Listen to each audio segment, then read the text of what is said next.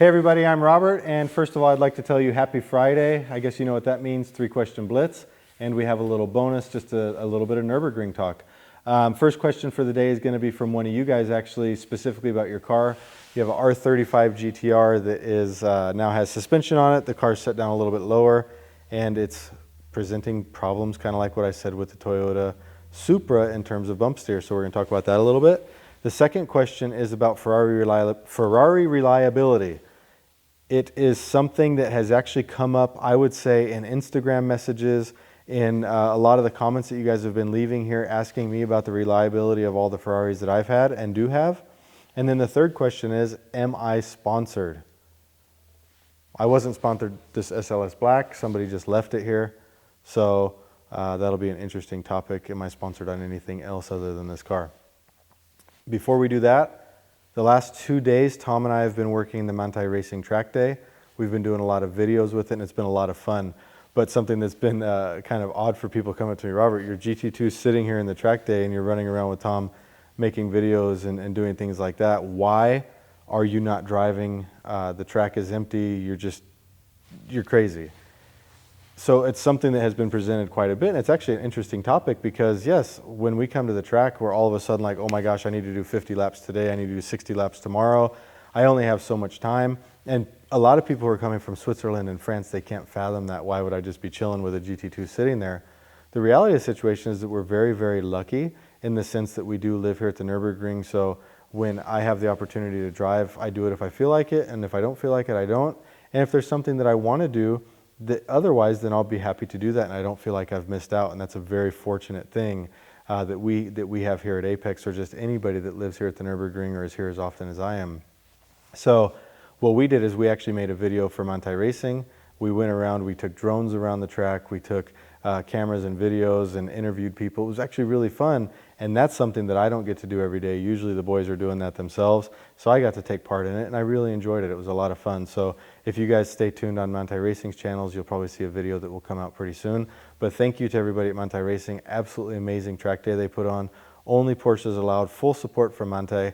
We didn't touch a tire pressure gauge once. You pull into the tent, they swap tires for us, do tire pressures. I drove a couple laps. Tim drove about 5 or 6 laps, and it was great. It was just a lot of fun. So why didn't we drive that day? Or why didn't I push those 2 days? We're very fortunate to live here. We're very fortunate to have access to the track that we do.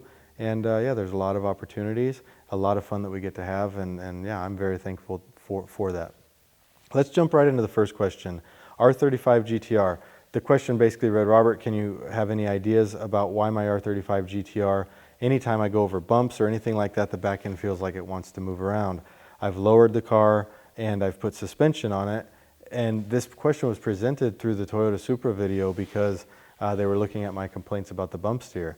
So what you have on your car definitely sounds like it could be bump steer, but I do know one thing. Our friends over at Atomic, they run the GTR quite a bit, and they have told me very clearly that it was a very common problem, that the bushings and the tie rods were actually very loose and move around a lot. The lower the car sits, the worse that it gets, just because it changes the geometry and the way it pulls. And so what they actually have is a new tie rod that actually has uniballs or solid bushings in it, and that stops this movement. Very common problem in the GTR, solved with this one simple product that you can purchase. I'll put a link in the description from Atomic. Obviously you can Google and see if you can find some other ones that you like maybe in your budget. But very common problem, and it sounds like it's very easy to fix, so I hope that helps. Back to this whole concept is there's many things that can cause this bump steer like what I'm talking about in the Supra. It can be control arms that are shot, the bushings are shot, and that'll actually let the control arms move. It could be tie rod angles that are bad. It could be actual subframe bushings. It could be tie rod bushings. There's many things that can cause these problems. You have to obviously diagnose what it is to really figure out where the issue is. So you start with the easiest thing normally is what people do, start with the bushings. If that doesn't do it, then they maybe put a new tie rod relocation. If that doesn't work, then they're probably putting whole new control arms in. So it is a troubleshooting process, or you simply can measure it up and laser track it and everything like that, and that might also tell you where you're at. Question number 2, Ferrari reliability. Yesterday we just put out a video actually on an 18-month review of the Pista. What can I say? I've not had one check engine light. I've not had to replace one set of cats. I've not had to do anything like that in the Pista. Granted, it only has 4,000 kilometers, but let's go back to my 458 Italia. I think I did over 10,000 kilometers in that, not one problem. My 488 GTB, I did 7,000 kilometers in that, not one problem. 458 Speciale, I think I did maybe 8,000 or 9,000 kilometers, mostly on the track, no problem at all. My Ferrari FF, I did 30,000 kilometers in 1 year with it, and the biggest problem was I was at the damn gas station every single day. Literally, there were weeks where I would go to the gas station 5 or 6 times and fill up the 90-liter tank, and that was really the only problem, was that the V12 was thirsty. So I will say that once Ferrari switched to this 458 chassis and that whole construction style, I guess you could say, they turned over a whole new page in terms of reliability in my book. And in, let's see, 458 Italia, Speciale, FF, 488 GTB, 5 or 6 cars that I've had, I've not had one check engine light. And combined, we've probably done over 60,000 kilometers, maybe 70,000 kilometers in those cars. I have to say I'm really impressed. That's not something that I can say I've gotten out of. Maybe the Cayman GTS had problems, the GT3 RS that I had some problems, electrical things going on. And both have actually left me stranded at one point. The McLarens definitely don't achieve that in any way, shape, or form. So I have to say that Ferrari, and I say this cautiously, is the only car that has ever or never not started, has never had a check engine light. I've never had to replace cats on it, nothing. The GT2 RS has not had any issues, not so much as a warning light or anything like that.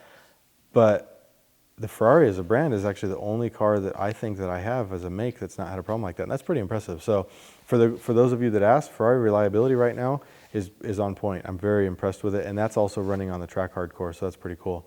Yeah, pretty neat. So anyways, third question is, am I sponsored? That's an interesting one, isn't it?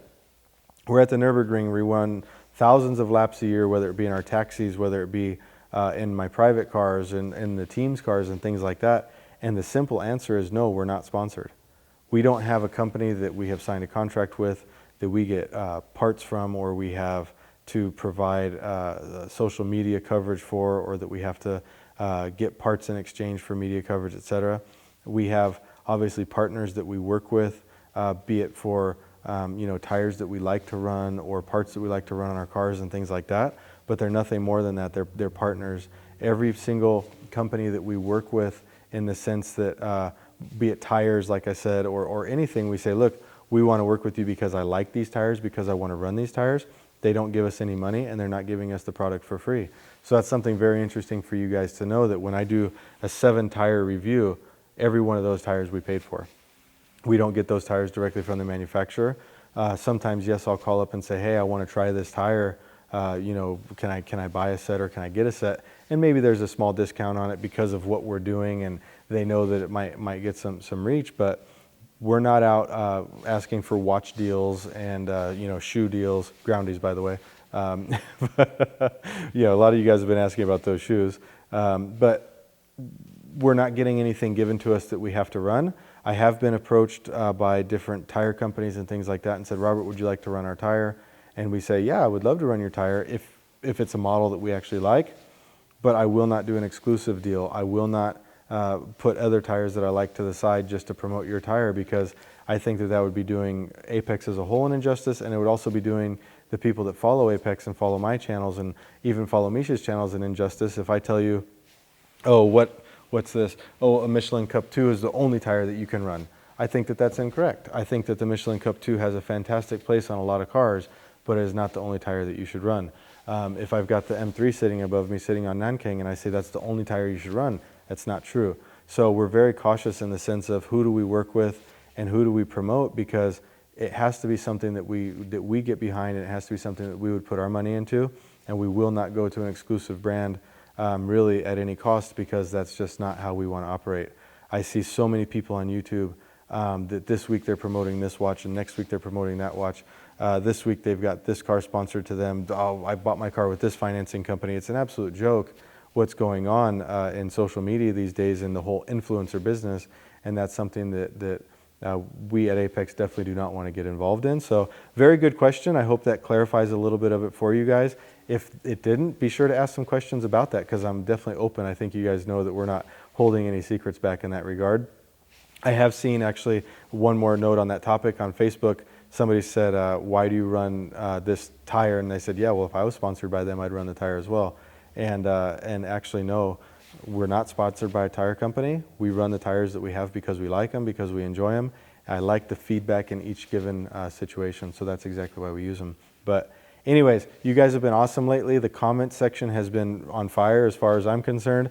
Good comments, positive comments, a couple douchebags in there here and there that we have a good laugh at, you know, and maybe make a screenshot. And maybe at the end of the year we'll go through and review some of those, read the mean comments out loud, because those are fun too. But for the most part, the interaction you guys have has been really positive, and that makes me want to continue doing it. When I go on other channels and I see some of the comments, it's a lot of negativity, but you guys have been really positive, and more so writing comments that have some actual context to them, have some meat to them, and even give me things to think about. So I do really appreciate that. You guys are doing awesome, and love to see your comments. Please let me know for next week what you want to see on the 3-question blitz. Take it easy. Thank you.